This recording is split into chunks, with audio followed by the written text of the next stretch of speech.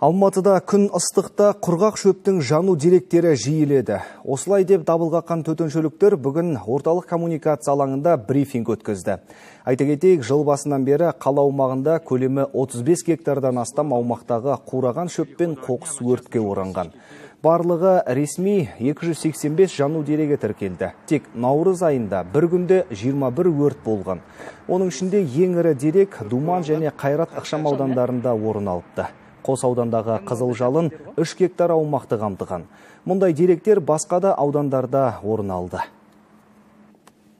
20 шілде күндізгі уақытта Алатау ауданының Томирис шағын ауданында жанған құрғақ шөп 5000 шаршы метр алаңды қамтып, тұрғын үйлерге таралу қаупі туындады.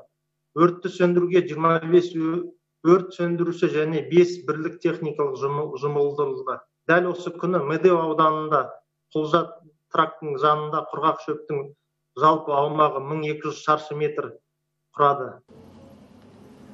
Төтеншеліктер аудандық әкімдіктермен бірлесіп, тұрғын үй массивтеріндегі құрғақ шөпті шауып тазалауға кіріскен. Қаланың 6 ауданында 62 шақырым жол мен жеке секторда жырту және 57 гектар аумақтағы құрғақ шөп шабылды. Бұл алдын алу жұмыстары алда келе жатқан тамыз айындағы қауіпті кезеңге дайындық дейді мамандар. Кейде құрғақ шөпті әдейі жағатындар бар. Халықты олай жасамауға үндеді мамандар.